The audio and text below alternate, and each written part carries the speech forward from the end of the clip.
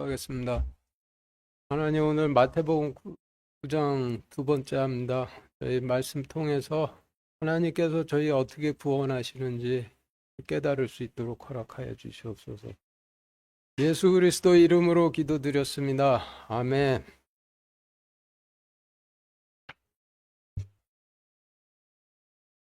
마태복음 9장 3절, 9장 3절, 11절, 34절 같이 읽겠습니다. 시작.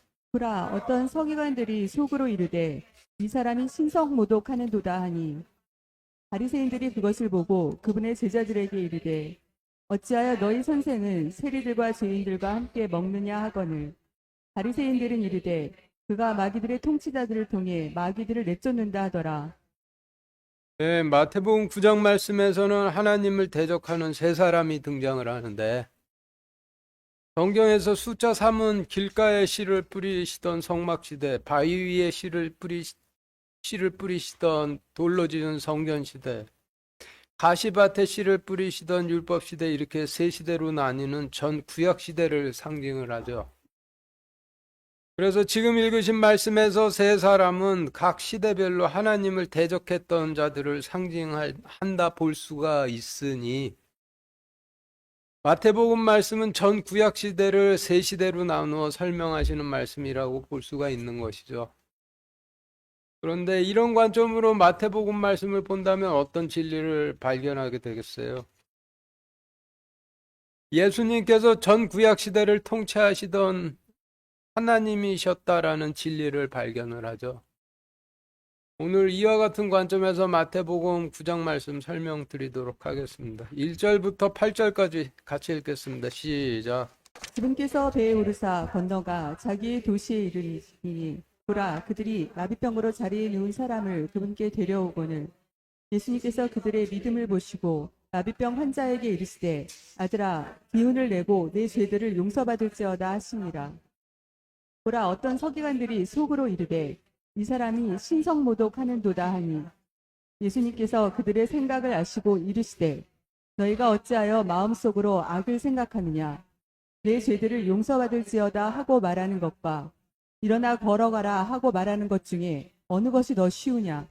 그러나 사람의 아들이 땅에서 죄들을 용서하는 권능을 가진 줄을 너희가 알게 하려 하노라 하시고 그때 마비병 환자에게 이르시되 일어나 내 자리를 들고 네 집으로 가라 하시매 그가 일어나 자기 집으로 떠나가거늘 무리가 그것을 보고 놀라며 이러한 권능을 사람들에게 주신 하나님께 영광을 돌리니라. 지금 읽으신 말씀이 마태복음 9장의 첫 번째 문단인데, 앞서 설명드렸듯이 길가에 씨를 뿌리시던 성막시대를 설명하시는 말씀이라는 관점에서 단어를 정리해 보면은, 여러분들 교재표 1과 같이 하나님께서 배에 오르사 건너가라고 하시면 성경에서 무리라 하시는 하나님과 백성을 가로막고 있는 심판의 의를 건너가셨다라는 의미이고, 도시라 하시면 황금 송아지를 숭배하는 곳을 의미하니 자기 도시라 하시면 황금 송아지를 만들어 놓고 절을 하고 있는 자기 백성들이 거하고 있는 광야를 의미하겠죠. 그리고 그들이라 하시면 모세와 아론을 의미하고, 마비병이라 하시면 하나님께서 약속의 땅으로 가라 명령하셔도 꿈쩍도 않는 병을 의미하고, 성경에서 사람은 여자에게 씨를 뿌리는 남자를 의미하는데, 성경은 육신에 관한 말씀이 아니라 영에 관한 말씀이니, 남자는 하나님 약속의 씨를 아내된 백성들에게 뿌리는 제사장들을 의미하겠죠. 그리고 예수님은 하나님이시고, 서기관은 레위 지파 사람들이 맡는 직책인데, 신성모독을 한다 하는 서기관들이 길가에 씨를 뿌리시던 성막시대에 누구를 상징하는지 알아보기 위해서 민수기 16장 1절부터 11절까지 같이 읽겠습니다. 시작. 이제 이스라엘의 아들이요 고앗의 손자여 레위의 증손인 고라와 루우벤의 자손들 곧 엘리압의 아들들 다단과 아비람과 블레셋의 아들 온이 사람들을 데리고 이스라엘 자손의 어떤 자들과 함께 모세 앞에서 일어났는데 이들은 회중 안에서 유명하여 명성이 있는 자들이요 그 지파에 속한 250명의 통치자들이더라. 그들이 모세와 아론을 대적하려고 함께 모여 그들에게 이르되 너희가 분수에 넘치게 행하는도다. 온 회중 곧 그들 각 사람이 거룩하고 주께서도 그들 가운데 계시거늘 너희가 어찌하여 너희 자신을 주의 회중보다 높이려 하느냐 하매 모세가 또 고라에게 이르되 청하건대 너희 레위의 아들들아 들으라. 이스라엘의 하나님께서 이스라엘의 회중으로부터 너희를 구별하여 자신에게 가까이 오게 하사 주의 성막에서 섬기는 일을 하게 하시며 회중 앞에 서서 그들을 섬기게 하신 것이 너희에게는 단지 작은 일로 보이느냐. 그분께서 너와 또 너와 함께하는 너의 모든 형제 곧 레위의 아들들을 데려다가 자신에게 가까이 있게 하셨거늘 너희가 제사장 직분도 구하느냐. 이런 까닭으로 너와 너의 모든 무리가 다 함께 모여 주를 대적하는도다. 아론이 누구이기에 너희가 그에게 불평하느냐 하니라. 지금 읽으신 말씀을 통해 볼 때 속으로 이 사람이 신성모독한다라고 했던 레위 지파 서기관은 모세와 아론을 대적한 레위 지파에 속한 고라 일당을 의미한다라고 볼 수 있죠. 그리고 내 죄를 용서받을지어다 하고 말하는 것과 일어나 걸어가라 하고 말하는 것 중에 어느 것이 더 쉬우냐라고 하시면 내 죄를 용서받을지어다 라고 말하는 것과 일어나 요단강을 건너 약속의 땅으로 들어가게 하는 것 중에 어느 것이 더 쉬우냐라고 하시는 의미이고, 그러나 라고 하시면 일어나 요단강을 건너 약속의 땅으로 들어가게 하는 것이 더 어려우나 라는 의미이고, 사람의 아들은 모세와 아론 같은 대제사장들을 의미하는데 사람의 아들들 중 장자로 오신 분이 예수님이시죠. 그러니 사람의 아들들이 땅에서 죄를 용서하는 권능을 가진 줄을 너희가 알게 하려 하노라 라고 하시면 땅에서 모세와 아론 같은 대제사장들이 하나님께 대성 헌물을 바치도록 이끌어 죄를 용서받게 하는 권능이 있다라는 의미가 되는 거죠. 그리고 그때라고 하시면 모세와 아론에게 대적하는 레위 지파 사람들인 고라 일당을 멸하신 후에라는 의미이고, 내 집으로 가라 하시면 내 집인 약속의 땅으로 가라 명령하셨다는 의미이고, 그는 약속의 땅으로 들어가려 하지 않던 출애굽 때의 제사장들을 의미하고, 무리는 역시 약속의 땅으로 들어가려 하지 않던 이스라엘 백성들을 의미하니 지금까지의 설명을 1절부터 8절 말씀에 대입해 보면 여러분들 교재표 2와 같이 그분께서 하나님과 백성들을 가로막고 있는 심판의 의를 건너 황금 송아지에게 절하고 있는 자기 백성들이 있는 광야에 이르시니 보라, 모세와 아론이 약속의 땅으로 들어가려 하지 않는 병에 걸린 제사장들을 그분께 데려오거늘 하나님께서 모세와 아론의 믿음을 보시고 약속의 땅으로 들어가려 하지 않는 제사장들에게 이르시되 아들아 기운을 내고 내 죄를 용서받을지어다 하시니라. 보라, 레위 지파에 속한 고라 일당이 속으로 이르되 모세와 아론이 신성모독하는도다 하니 하나님께서 그들의 생각을 아시고 이르시되 너희가 어찌하여 마음속으로 악을 생각하느냐. 내 죄를 용서받을지어다 하고 말하는 것과 약속의 땅으로 들어가려 하지 않는 자들에게 일어나 요단강을 건너 약속의 땅으로 들어가게 하는 것 중에 어느 것이 더 쉬우냐.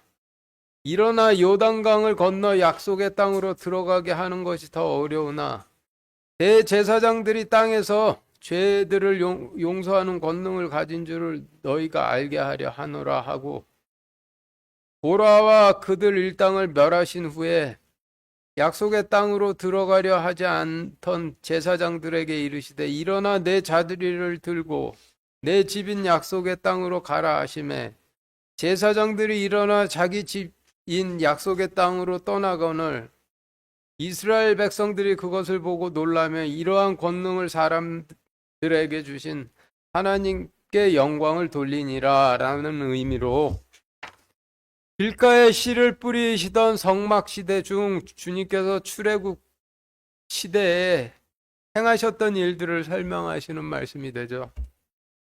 9절 같이 읽겠습니다. 시작.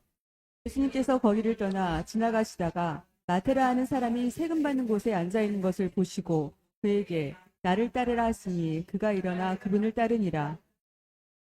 예, 지금 읽으신 말씀의 단어를 정리해 보면 여러분들 교재표 3과 같이 예수님은 여호와 하나님이시고 마테라는 이름의 의미는 하나님의 은혜란 의미이고 사람은 씨를 뿌리는 남자로 성경 말씀은 육신에 관한 말씀이 아니라 영에 관한 말씀이니 9절에서의 사람은 약속의 씨를 뿌리는 제사장들을 의미하고 세금 받는 곳에 앉아 있는 것을 보시고라고 하시면 마비병에 걸려 앉아 있는 것을 보시고라는 의미이니 지금까지의 설명을 9절 말씀에 대입해 보면 여러분들 교재표 4와 같이 하나님께서 거기를 떠나 지나가시다가 하나님의 은혜라 하는 레위 지파 사람들 중 아론 지파 사람이 마비병에 걸려 앉아 있는 것을 보시고 그들에게 나를 따르라 하시니 그들이 일어나 그분을 따르니라라는 의미로 정리가 되는데 9절 말씀은 1절부터 8절 말씀을 요약하신 말씀이 되는 거죠. 그래서 1절부터 9절까지의 말씀이 천문단으로 길가에 씨를 뿌리시던 성막 시대 중 출애굽기 때에 예수님께서 하신 일을 설명하신 말씀이 되는 거죠. 10절부터 13절까지 같이 읽겠습니다. 시작. 예수님께서 집에서 음식 앞에 앉으실 때 보라 많은 세리들과 죄인들이 와서 그분과 그분의 제자들과 함께 앉았더니 바리새인들이 그것을 보고 그분의 제자들에게 이르되 어찌하여 너희 선생은 세리들과 죄인들과 함께 먹느냐 하거늘 예수님께서 그것을 들으시고 그들에게 이르시되 온전한 자들에게는 의사가 필요 없으나 병든 자들에게는 필요하니라. 오직 너희는 가서 내가 긍휼을 원하고 희생물을 원치 아니하노라 하신 말씀이 무슨 뜻인지 배우라. 나는 의로운 자들을 부르러 오지 아니하고 죄인들을 불러 회개하게 하려고 왔노라 하시니라. 네, 지금 읽으신 말씀은 두 번째 문단으로 마태복음 9장에서 주님을 대적하는 세 사람 중 두 번째 사람이 등장을 하는데 주님을 대적하는 두 번째 사람은 바위 위에 씨를 뿌리시던 돌로 지은 성전 시대에 하나님을 대적했던 자를 상징을 하니 지금 읽으신 말씀은 바위 위에 씨를 뿌리시던 성전 시대를 설명하시는 말씀이라 볼 수가 있겠죠. 이와 같은 관점으로 지금 읽으신 말씀의 단어들을 정리해 보면 여러분들 교재표 5와 같이 예수님은 하나님이시고 성경에서 장막은 성막을 의미하고 집은 돌로 지은 성전을 의미하고 도시는 여러 개 동으로 이루어져 있는 심판 직전의 교회들을 의미하죠. 그리고 음식은 성전 제단에 바치는 대속 헌물을 의미하고 세리들은 성전에서 백성들이 바치는 헌물과 헌금을 관리하는 레위 지파 사람들을 의미하고 죄인들은 백성들을 의미하고 그분의 제자들은 제사장들을 의미하죠.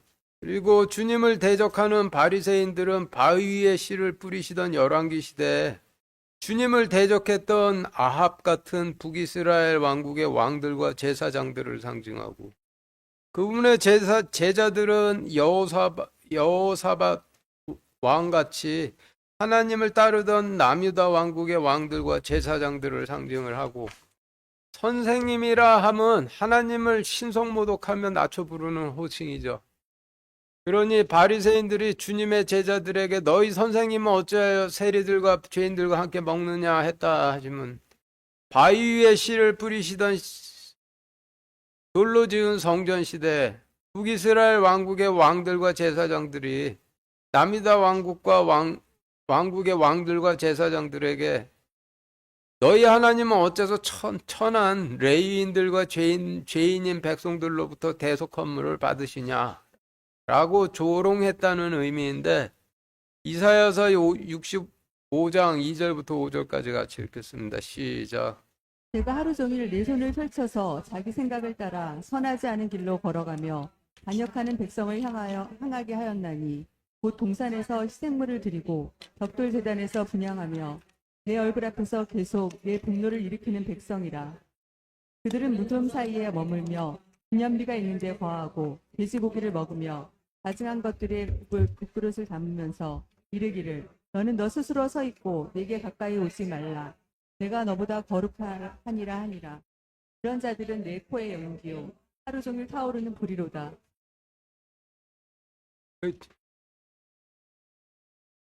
지금 읽으신 말씀은 하나님께서 이스라엘을 통해 북이스라엘의 왕들과 제사장들에게 주신 말씀인데 5절 말씀에서 내게 가까이 오지 말라. 내가 너보다 거룩하니라 라고 함은 북이스라엘 왕들과 제사장들이 자신들을 의롭게 높이며 반대로 레위인들과 백성들은 부정한 죄인들 취급을 하며 경멸해 하나님께서 이사야를 통해 이런 말씀을 주셨음을 간접적으로 알 수가 있는 것이죠. 그래서 바리새인들이 그것을 보고 그분의 제자들에게 이르되 어찌하여 너희 선생님은 세리들과 죄인들과 함께 먹느냐 했다 하시면 바위 위에 씨를 뿌리시던 돌로 지은 성전 시대에 하나님을 거역하던 북이스라엘 왕국의 왕들과 제사장들을 어떠했음을 설명하시는 말씀이 되겠죠.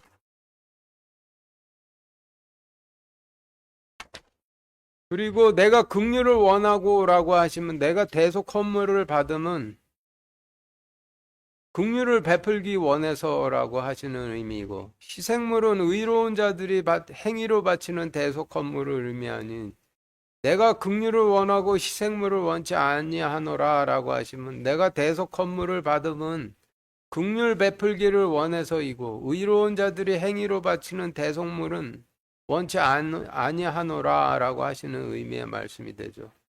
이사야서 1장 11절부터 15절까지 같이 읽겠습니다. 시작. 주가 말하노라. 너희가 내게 바치는 수많은 희생물이 무슨 소용이 있느냐. 나는 순양의 번제 헌물과 살진 짐승의 기름으로 배가 부르며 수소나 어린 양이나 순염소의 피를 기뻐하지 아니하노라. 너희가 내 앞에 보이러 올 때 누가 너희 손에서 이것을 요구하였느냐. 단지 내 꾀를 밟을 뿐이니라. 다시는 헛된 봉헌물을 가져오지 말라. 분양하는 것은 내게 가증한 것이요 월삭과 안식일과 집회로 모이는 것을 내가 견디지 못하겠노니 곧 엄숙한 모임 그 자체가 불법이니라. 내 혼이 너희의 월삭과 정한 명절들을 미워하나니 그것들이 내게는 괴로움이니라. 그것들을 감당하기에 내가 지쳤느니라. 너희가 손을 내밀 때 내가 내 눈을 너희에게 숨기겠으며 참으로 너희가 많이 기도할지라도 내가 듣지 아니하리니 너희 손에는 피가 가득하니라. 네, 지금 읽으신 말씀이 바위 위에 씨를 뿌리시던 돌로 지은 성전 시대에 하나님께서 이사야를 통해 내가 대속 헌물을 받음은 긍휼을 베풀고 싶어서이지 의로운 자들이 행위로 바치는 대속 헌물은 원치 아니하노라 라고 하신 말씀이 되죠. 다시 표 5의 14번째 줄 보시죠. 의로운 자들은 자신들을 의롭게 여기는 자들을 의미하고 불로 회개하려고 라고 하시면 고쳐서 구원하려고 라는 의미이니 지금까지의 설명을 10절부터 13절 말씀에 대입해 보면은 여러분들 교재 표 6과 같이 하나님께서 돌로 지은 성전에서 제단의 대속 헌물 앞에 앉으실 때 보라 많은 레위 지파 사람들과 죄인들이 와서 그분과 그분의 제사장들과 함께 앉았더니 북이스라엘 왕국의 왕들과 제사장들이 그것을 보고 그분을 따르는 남유다 왕국의 왕들과 제사장들에게 이르되 어찌하여 너희 하나님은 불의한 레위 지파 사람들과 죄인들로부터 대속 헌물을 받으시냐 하거늘 하나님께서 그거를 들으시고 이사야를 통해 그들에게 이르시되 온전한 자들에게는 의사가 필요 없으나 병든 자들에게는 필요하니라. 오직 너희는 가서 내가 대속 헌물을 받으면 긍휼을 베풀길 원해서이고 의로운 자들이 행위로 바치는 대속공로를 원치 아니하노라 하신 말씀이 무슨 뜻인지 배우라. 나는 자신을 의롭다 높이는 너희를 부르러 오지 아니하고 죄인들을 고쳐 구원하려고 왔노라 하시며 북이스라엘 왕국을 멸하시니라 라는 의미로 정리가 되는데, 예수님께서 바위 위에 씨를 뿌리시던 성전 시대에 북이스라엘 왕국의 왕들과 제사장들에게 행하신 일을 설명하신 말씀이라고 볼 수가 있죠. 14절부터 17절까지 같이 읽겠습니다. 시작. 그때 요한의 제자들이 그분께 나와 이르되 우리와 바리새인들은 자주 금식하는데 어찌하여 당신의 제자들은 금식하지 아니하나이까 하매 예수님께서 그들에게 이르시되 신랑이 신부방 아이들과 함께 있을 동안에 그들이 애곡할 수 있겠느냐? 그러나 날들이 이르러 그들이 신랑을 빼앗기리니 그때에는 그들이 금식할 것이니라. 아무도 새 옷감 조각을 낡은 옷에 붙이지 아니하나니 이는 그것을 메우려고 붙인 것이 그 옷을 당기어 그 찢어짐이 더 심하게 되기 때문이니라. 사람들이 새 포도즙을 낡은 부대에 넣지도 아니하나니 그렇게 하면 부대가 터져 포도즙이 흘러나오고 부대도 못 쓰게 되느니라. 오직 그들이 새 포도즙은 새 부대에 넣나니 그리하면 둘 다 보전되느니라 하시니라. 앞에 말씀이 주님께서 바위 위에 씨를 뿌리시던 성전 시대에 북이스라엘 왕국에 행하신 일에 대한 말씀이었으니, 순서로 볼 때 지금 읽으신 말씀은 같은 바위 위에 씨를 뿌리시던 돌로 지은 성전 시대에 남유다 왕국에 행하신 일을 설명하신 말씀이 되겠죠. 지금 말씀의 단어들을 정리해보면 여러분들 교재표 7과 같이 침례 요한의 이름의 사전적 의미는 하나님의 자비로우심이고, 요한을 직책상으로만 본다라면 남유다 왕국의 대제사장이었으니 14절 말씀에서의 요한은 바위 위에 씨를 뿌리시던 돌로 지은 성전 시대에 하나님의 자비로우심을 받은 남유다 왕국의 제사장이라고 해석을 할 수가 있겠죠. 그러면 요한의 제자들이라 하시면 남유다 왕국 대제사장들의 제자들이었던 제사장들을 의미하고, 그분께 나와라고 하시면 하나님을 만나기 위해 제단으로 나와라는 의미가 되고, 우리와 바리새인들이라 함은 남유다 왕국의 제사장들인 자신들과 북이스라엘 왕국의 제사장들을 의미하고, 당신의 제자들이라 하시면 열왕기 시대 주님의 명령을 따랐던 대언자들을 의미하겠죠. 그러니 요한의 제자들이 그분께 나와 이르되 우리와 바리새인들은 자주 금식하는데 어찌하여 당신의 제자들은 금식하지 아니하나이까 했다 하시면, 바위 위에 씨를 뿌리시던 그 열왕기 시대에 남유다 왕국의 제사장들이 하나님을 만나기 위해 제단으로 나와 우리는 금식하는데 대언자들은 어째서 금식하지 아니하나이까 했다는 의미로 바위 위에 씨를 뿌리시던 열왕기 시대에 남유다 왕국의 제사장들이 하나님을 만나기 위해 제단으로 나올 때 자신들이 금식함을 자랑스럽게 여기며 대언자들보다 자신을 더 의롭게 높였다라는 의미죠. 열왕기 시대에 활동했던 예레미야를 통해 주신 예레미야 14장 11절 12절 같이 읽겠습니다. 시작. 그때 주께서 내게 이르시되 이 백성을 위해 그들의 복을 구하지 말라. 그들이 금식할지라도 내가 그들의 부르짖음을 듣지 아니하겠고 그들이 번제 헌물과 봉헌물을 바칠지라도 내가 그것들을 받지 아니할 뿐 아니라 오히려 칼과 기름과 역병으로 그들을 소멸시키리라 하시니라.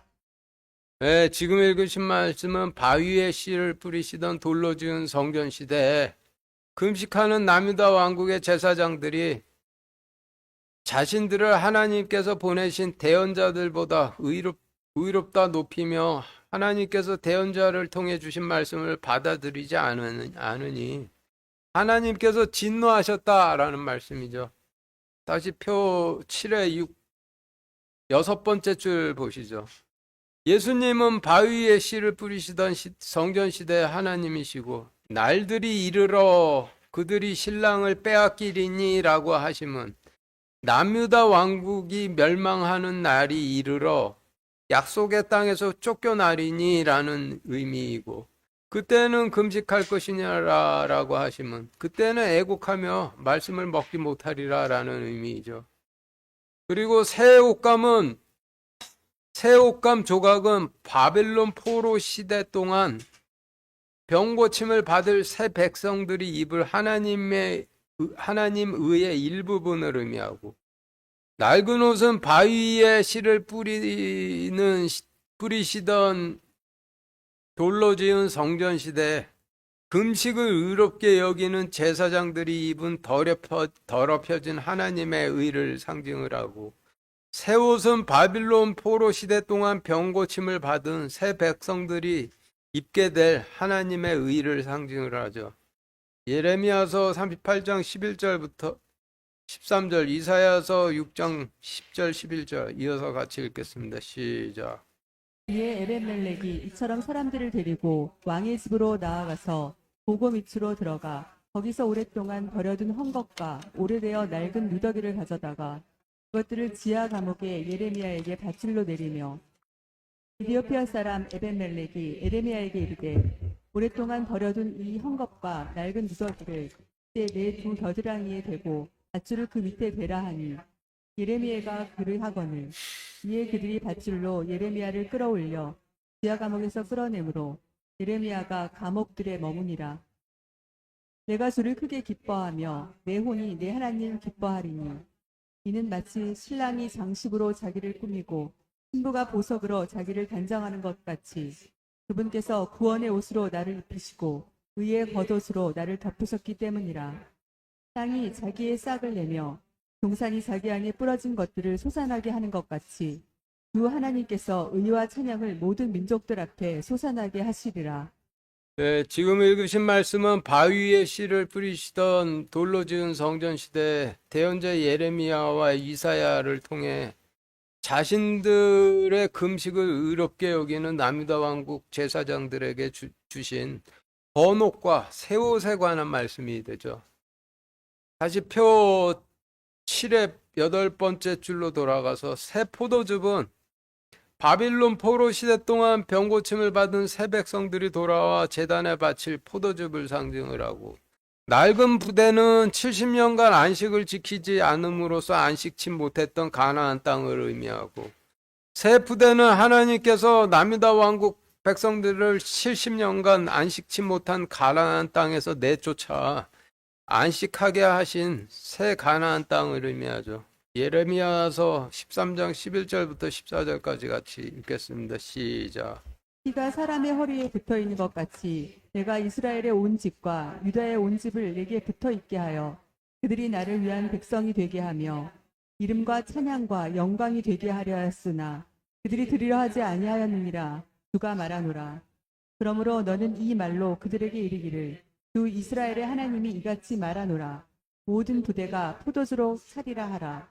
그들이 내게 이르기를 모든 부대가 포도주로 찰 줄을 우리가 확실히 알지 못하리요 하리니 그때에 너는 그들에게 이르기를 주가 이같이 말하노라. 보라, 내가 이 땅의 모든 거주민 곧 다윗의 왕자에 앉은 왕들과 대사장들과 대언자들과 예루살렘의 모든 거주민을 술 취함으로 채우고 그들을 던져 서로 부딪히게 하되 심지어 아버지들과 아들들이 함께 부딪히게 하리라. 주가 말하노라. 내가 그들을 불쌍히 여기지 아니하고 아끼지 아니하며 긍휼히 여기지 아니하고 멸하리라 하라. 너희는 깊고 귀를 기울이며 교만한 자가 되지 말라. 주께서 말씀하셨느니라. 네, 지금 읽으신 말씀은 바위에 씨를 뿌리시던 돌로 지은 성전 시대 하나님께서 예레미야를 통해 금식을 의롭게 여기던 남유다 왕국의 제사장들에게 주신 낡은 포도주과 낡은 부대에 관한 말씀이죠. 아모스 9장 13절부터 15절까지 같이 읽겠습니다. 시작. 주가 말하노라. 보라 날들이 이르리니 쟁기질하는 자는 곡식 거두는 자를 따라잡고 포도를 밟는 자는 씨 뿌리는 자를 따라잡으며 산들은 단 포도즙을 흘리고 작은 산들은 다 녹으리라. 또 내가 내 백성 이스라엘의 포로 된 것을 다시 돌이키리니 그들이 피폐한 도시들을 건축하여 거기 거주하며 포도원들을 심고 그것들의 포도즙을 마시며 또한 동산들을 만들어 그것들의 열매를 먹으리라. 내가 그들을 그들의 땅에 심으리니 그들이 내가 준 그들의 땅에서 다시는 뽑히지 아니하리라. 주 내 하나님이 말하노라. 네, 지금 읽으신 말씀은 바위 위에 씨를 뿌리시던 성전 시대 하나님께서 대언자 아모스를 통해 주신 새 포도즙과 새 부대에 관한 말씀인데, 마태복음 9장 17절 말씀, 사람들이 새 포도즙을 낡은 부대에 넣지도 아니하나니 그렇게 하면 부대가 터져 포도즙이 흘러나오고 부대도 못 쓰게 되느니라. 오직 그들이 새 포도즙은 새 부대에 넣나니 그리하면 둘 다 보존되느니라 하시니라. 라고 하시면 바위 위에 씨를 뿌리시던 시대, 성전 시대에 예레미야, 아모스, 이사야 같은 대언자들을 통해 주셨던 말씀을 다시 알려주신 것이죠. 그래서 지금까지 설명을 14절부터 17절 말씀에 대입해 보면 여러분들 교재표 8과 같이 그때 남유다 왕국의 제사장들의 제자들인 제사장들이 하나님을 만나기 위해 제단으로 나와 이르되 우리와 북이스라엘의 제사장들은 자주 금식하는데 어찌하여 당신의 대언자들은 금식하지 아니하나이까 하며 자신들을 대언자들보다 높이매 하나님께서 그들에게 이르시되 신랑이 신부방 아이들과 함께 있을 동안에 그들이 애국할 수 있겠느냐. 그러나 남유다 왕국이 멸망하는 날들이 이르러 그들이 주를 빼앗기고 약속의 땅에서 쫓겨나리니 그때에는 그들이 애국하며 금식하리라. 아무도 바빌론 포로 시대 동안 병고침을 받을 하나님의 의의 일부분을 바위 위에 씨를 뿌리시던 시대에 더럽혀진 하나님 의에 갖다 붙이지 아니하나니 이는 그것을 메우려고 붙인 것이 바위 위에 씨를 뿌리는 시대에 더럽혀진 하나님의 의를 당겨 그 찢어짐이 더 심하게 되기 때문이니라. 사람들이 바빌론 포로 시대에 병고침을 받은 백성들이 돌아와 바치는 포도즙을 70년간 율법을 지키지 않아 안식치 못한 가나안 땅에 넣지도 아니하나니 그렇게 하면 70년간 안식치 못했던 가나안 땅이 터져 병고침을 받은 백성들이 바치는 포도즙이 흘러나오고 70년간 안식치 못했던 가나안 땅도 못 쓰게 되느니라.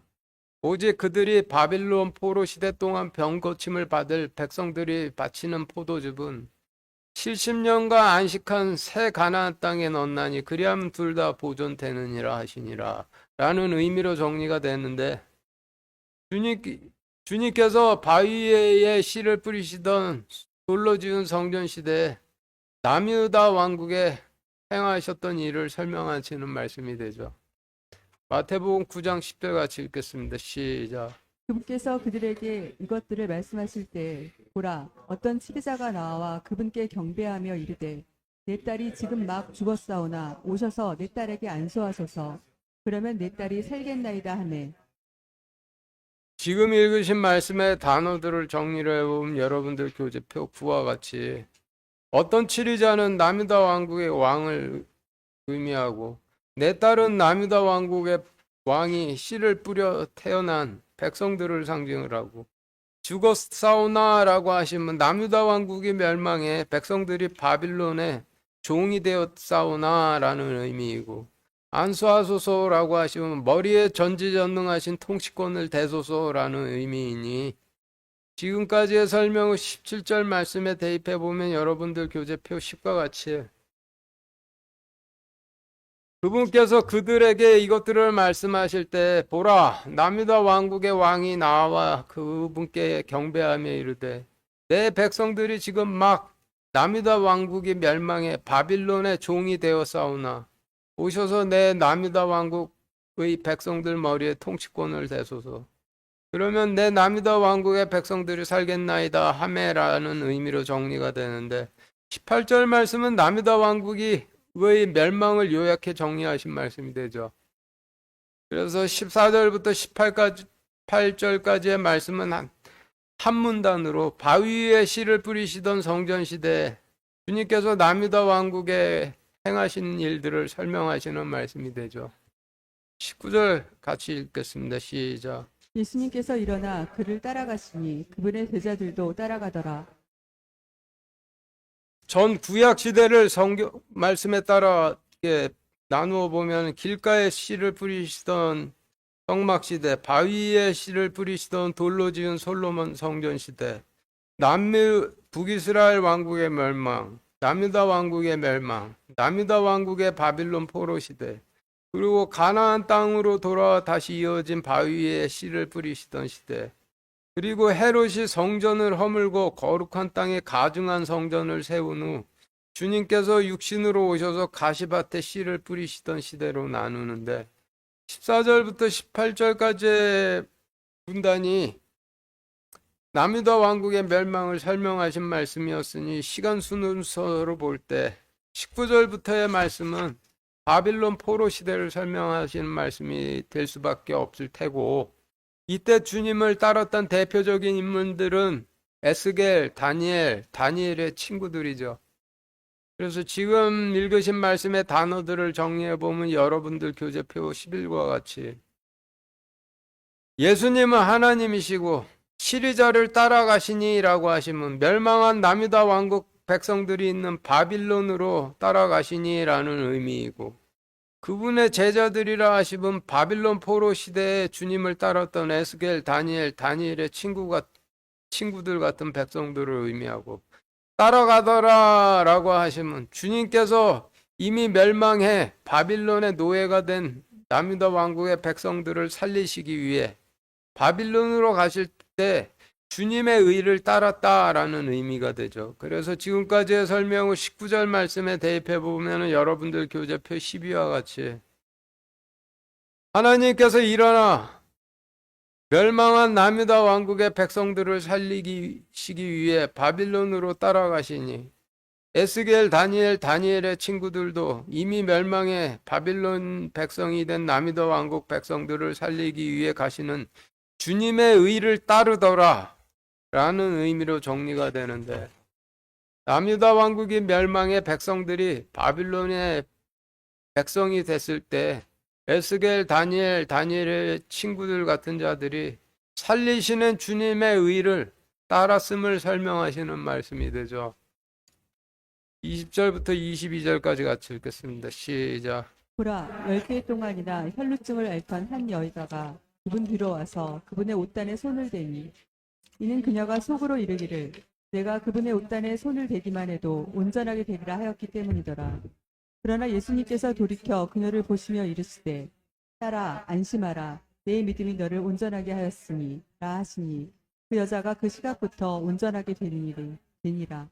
네, 지금 읽으신 말씀을 또 순서적인 관점에서 바빌론 포로 시대에 관한 말씀으로 보고 단어들의 의미를 정리해 보면 여러분들 교재표 13과 같이 성경에서 숫자 12는 12지파를 상징을 하니 12해라 하시면 12지파를 의미하겠죠. 그리고 혈루증 앓던 여인은 죄로 계속해 제단의 대속 헌물에 피를 흘려야 하는 백성들을 의미하니 12해 동안 혈루증 앓던 여자는 자신들의 죄로 계속해 제단의 대속 헌물에 피를 흘려야 했던 12지파의 이스라엘 백성들을 의미하겠고 그분의 옷단은 하나님 의의 일부분을 의미하고 그분의 옷이라 하시면 하나님 의를 의미하고 예수님은 하나님이시고 그녀는 남유다 왕국이 멸망했음에도 주님의 의를 따랐던 백성들인 다니엘의 친구들 같은 자들을 의미하고 따라라고 하시면 백성들아라고 부르시는 의미이니 지금까지의 설명을 20절부터 22절 말씀에 대입해 보면 여러분들 교재표 14와 같이 보라 자신들의 죄로 계속해 제단의 대속 헌물에 피를 흘려야 했던 12지파의 백성들이 그분의 뒤로 와서 그분의 의의 일부분에 그 손을 대니 이는 그 백성들이 속으로 이르기를 내가 그분에 의해 손을 대기만 해도 온전하게 되리라 하였기 때문이더라. 그러나 하나님께서 돌이켜 다니엘과 에스겔과 다니엘 친구들을 보시며 이르시되 백성들아 안심하라 너희 믿음이 너희를 온전하게 하였느니라 하시니 다니엘과 에스겔과 다니엘의 친구들이 그 시각부터 온전하게 되니라 라는 의미로 정리가 되는데, 남유다 왕국이 멸망해 남유다 왕국의 백성들이 바빌론의 백성이 되었음에도 다니엘, 에스겔, 다니엘의 친구 같은 자들이 살리시는 주님의 의를 따르기만 해도 온전하게 되리라 라고 해서 따랐는데, 온전하게 되었다라는 말씀으로 20절부터 22절까지의 말씀은 19절 말씀을 좀 더 자세히 풀어 설명하신 한 문단으로 이루어진, 전체적으로 한 문단으로 이루어진 말씀이 되는 거죠. 23절부터 26절까지 같이 읽겠습니다. 시작. 예수님께서 그 치리자의 집에 들어가사 노래하는 자들과 떠드는 자들을 보시고 그들에게 이르시되 물러가라 이 소녀는 죽지 않았고 잔다 하시니 그들이 그분을 비웃더라. 그러나 사람들을 내보낸 뒤에 그분께서 들어가사 그녀의 손을 잡으시니 그 소녀가 일어나니 이것으로 인한 명성이 그 온 땅에 널리 퍼지니라. 지금 읽으신 말씀의 단어들을 정리해 보면 여러분들 교재표 15와 같이, 그 치리자의 집이라 하시면 남유다 왕국의 치리자가 포로로 거하는 바빌론을 의미하고, 노래하고 떠드는 자들은 노래하고 떠드는 이방인 통치자들을 의미하는데, 다니엘서 보시면 바빌론 왕이 잔치를 할 때 남유다 왕국의 예루살렘 성전에서 노력해온 거룩한 잔에 포도주를 따라 마시며 노래하고 떠들며 잔치를 했다 하죠.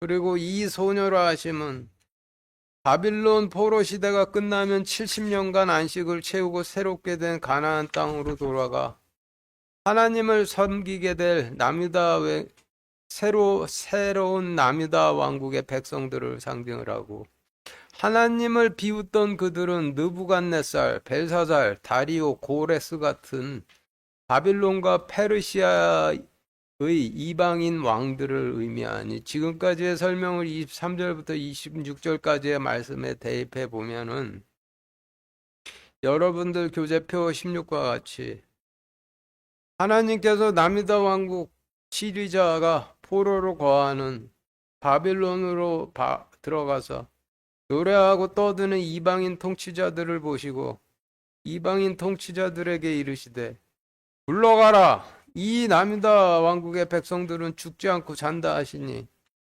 느부갓네살, 벨사살, 다리오, 고레스 같은 이방인 왕들이 그분을 비웃더라. 그러나 이방인 통치자들을 물러가게 하신 뒤에 그분께서 들어가서 남유다 왕국 백성들의 통치권을 잡으시니 남유다 왕국의 백성들이 일어나 가나안 땅으로 가매 이것으로 인한 명성이 그 온 땅에 널리 퍼지니라 라는 의미로 정리가 되는데, 예수님께서 바빌론에서 포로 생활을 하던 남유다 왕국 백성들을 살리셔 70년간 안식을 채운 가나안 땅으로 돌려 보내셨다라는 의미의 말씀이죠. 27절부터 31절까지 같이 읽겠습니다. 시작. 예수님께서 거기서 떠나갔을 때 눈먼 두 사람이 그분을 따르며 소리를 질러 이르되 다윗의 자손이여 우리에게 긍휼을 베푸소서 하더라. 그분께서 집에 들어가심에 그 눈먼 사람들이 그분께로 나아오더라. 예수님께서 그들에게 이르시되 너희는 내가 능히 이 일을 할 수 있다고 믿느냐 하시니 그들이 그분께 이르되 주여 그리하오나이다 하매 이에 그분께서 그들의 눈에 손을 대시며 이르시되 너희 믿음대로 그 일이 너희에게 이루어질지어다 하시니 그들의 눈이 열리거늘 예수님께서 그들에게 엄히 명하여 이르시되 삼가 아무에게도 그것을 알리지 말라 하시더라. 그러나 그들이 떠나가서 그분의 명성을 그 온 지역에 널리 퍼뜨리니라. 네, 지금 읽으신 말씀의 단어들을 정리해 보면 여러분들 교재표 17과 같이, 예수님은 바빌론의 백성이 된 남유다 왕국 백성들을 다시 살려 70년간 안식한 약속의 땅으로 돌려보내신 하나님이시고, 거기서라고 하시면 페르시아에서이고 27절 말씀에서 눈먼 두 사람은 다니엘과 에스겔을 의미한다라고 보는데 그 이유는 뒤에 이어지는 삼가 아무에게도 그것을 알리지 말라라고 하신 말씀 때문이에요. 삼가 아무에게도 그것을 알리지 말라 하시면 어떤 의미인지 알아보기 위해서 다니엘서 12장 9절 같이 읽겠습니다. 시작. 그가 이르되 다니엘아 내 길로 가라. 주께서 끝이 임하는 때까지 그 말씀들을 닫아두고 봉인하셨느니라. 예, 지금 읽으신 말씀에서 그 말씀을 닫아두고 봉인하셨느니라 하시면 삼가 아무에게도 그것을 알리지 말라라고 엄히 명령하셨다라는 뜻이죠. 주님께서 충성하며 기도하던 다니엘의 눈을 열어 환상과 계시를 보여주시고 알게 하신 후 그 의미는 봉인되었으니 삼가 아무에게도 그것을 알리지 말라라고 명령하셨는데 주님께서 바빌론 포로 시대에 눈을 열어 환상과 계시를 보여주신 사람은 다니엘 외에 에스겔도 있죠.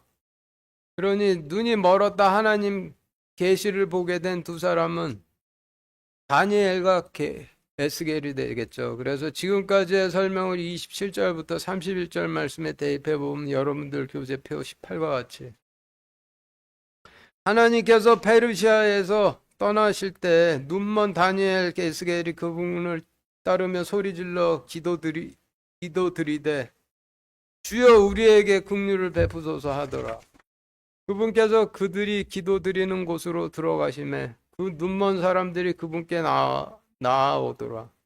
주님께서 그들에게 이르시되 너희는 내가 능히 이 일을 할 수 있다고 믿느냐 하시니 그들이 그분께 이르되 주여 그러하오이다 하매 이에 그분께서 그들 눈에 통치권을 대시며 이르시되 너희 믿음대로 그 일이 너희에게 이루어질지이다 하시니 다니엘과 에스겔의 눈이 열려 환상과 계시를 보고는 하나님께서 그들에게 엄히 명하여 이르시되 그 의미는 봉인하였으니 삼가 아무에게도 알리지 말라 하시더라. 그러나 다니엘과 에스겔로 인하여 그분의 명성이 그 온 지역에 널리 퍼지니라 라는 의미로 정리가 되는데 예수님께서 다니엘과 에스겔에게 환상과 계시를 보여주신 하나님이셨다라는 그런 말씀이죠. 33절부터 38절까지 같이 읽겠습니다. 시작. 그들이 나갈 때 보라 그들이 마귀 돌려 말 못하는 자를 그분께 데려오매 마귀가 내쫓기고 말 못하는 자가 말을 하거늘 우리가 놀라며 이르되 이스라엘에서 결코 그 일을 이런 식으로 본 적이 없다 하나 바리새인들은 이르되 그가 마귀들의 통치자를 통해 마귀들을 내쫓는다 하더라. 예수님께서 모든 도시와 마을을 두루 다니사 그들의 회당들에서 가르치시고 왕국의 복음을 선포하시며 백성 가운데서 모든 질환과 모든 질병을 고쳐주시니라. 그러나 그분께서 무리를 보시고 그들을 불쌍히 여기는 마음을 가지셨으니 이는 그들이 목자 없는 양같이 지치고 널리 흩어졌기 때문이라. 이에 그분께서 자기 제자들에게 이르시되 진실로 수확할 것은 많되 일꾼들은 적으니 그러므로 너희는 수확하시는 주께 기도하여 그분께서 그분의 수확밭에 일꾼들을 보내실 것을 청하라 하시니라.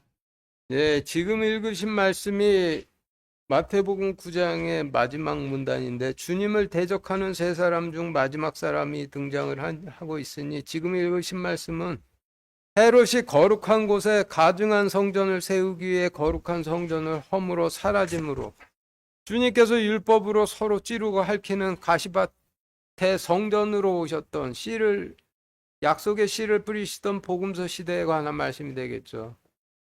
지금 읽으신 말씀의 단어들을 정리해보면 여러분들 교재표 10부와 같이 그들이 나아갈 때라고 하시면 다니엘, 에스겔 같은 대언자들이 역사의 무대에서 떠날 때라는 의미이고 뒤에 나오는 그들은 가시밭에 씨를 뿌리는 시대에 침례 요한과 같이 말씀을 전했던 자들을 의미하고 말을 못하는 자라 하시면 말씀을 전하지 못하는 자들을 의미하고 예수님은 하나님이시니 지금까지 설명을 33절부터 38절 말씀에 대입해 보면 여러분들 교재표 20과 같이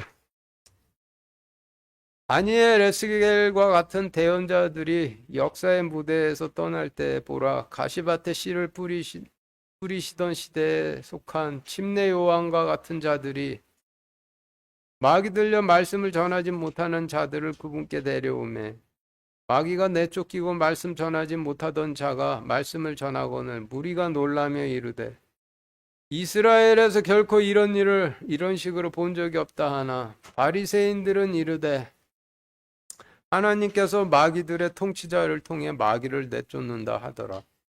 하나님께서 모든 도시와 마을을 두루 다니사 그들의 회당에서 가르치시고 왕국의 복음을 선포하시며 백성들 가운데서 모든 질환과 모든 질병을 고쳐주시니라.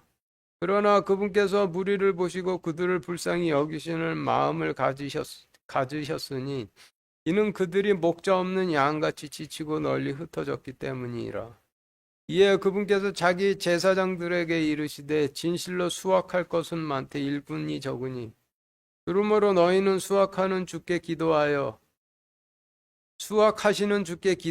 그분께서 그분의 수확밭에 일꾼들을 보내실 것을 청하라 하시니라 라는 의미로 정리가 되는데, 가시밭에 씨를 뿌리시던 율법 시대에 주님께서 행하셨던 일을 설명하시는 말씀이 되죠. 그래서 마지막으로 오늘 말씀을 정리해 보면 여러분들 교재표 21과 같이 1절부터 9절까지의 말씀은 길가에 씨를 뿌리시던 성막시대에 주님께서 행하신 일을 설명하신 말씀이고, 10절부터 13절까지의 말씀은 바위에 씨를 뿌리시던 돌로 지은 성전시대에 북이스라엘 왕국에서 주님께서 행하신 일을 설명하신 말씀이고, 14절부터 18절까지의 말씀은 바위에 씨를 뿌리시던 돌로 지은 성전시대에 남유다 왕국에서 주님께서 행하신 일을 설명하신 말씀이고, 19절부터 31절까지의 말씀은 바빌론 포로 시대에 주님께서 행하신 일을 설명하신 말씀이고, 32절부터 38절까지의 말씀은 가시밭에 씨를 뿌리시던 율법 시대에 주님께서 행하신 일을 설명하신 말씀인데, 전체적으로 한 분께서 전 구약 시대 동안에 이 모든 일을 행해 오셨다 기록되어 있으니 예수님께서 하나님이셨다라는 의미가 되죠. 선생님 말씀은 순종하면 좋고 순종 안 해도 좋을 수 있고, 순종을 하면 좋고 순종을 안 해도 좋을 수도 있고 안 좋을 수도 있고 그렇죠. 그렇지만 하나님의 말씀은 선택의 여지 없죠. 왜냐? 성경 기록대로 반드시 다 성취가 되니까 순종 외에는 답이 없는 거예요. 마치겠습니다.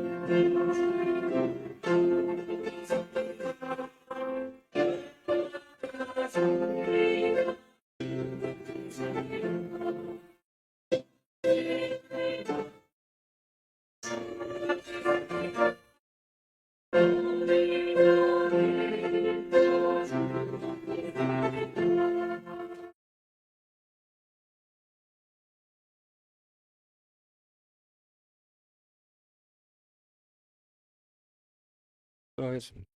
하나님 오늘 말씀을 통해서 예수님께서 주신 말씀이 저희가 반드시 순종해야 하는 그런 말씀임을 깨닫도록 허락하여 주셔서 감사드립니다. 주님께서 가서 이방인들에게 가서 이방인 모든 족속으로 제자를 삼으라고 하셨음에도 불구하고 그 말씀을 선생님 말씀으로 알아듣고 꿈쩍도 안 하는 마귀 들린 마비병 걸린 자들과 그리고 가서 말씀을 말을 못하는 그 부정한 영 들린 자들 불쌍히 여겨주시고 고쳐주셔서 그들이 자기 자리를 들고 일어나서 그 이방인들한테 가서 하나님 말씀을 전할 수 있도록 허락하여 주시고 예수 그리스도 이름으로 기도드렸습니다. 아멘.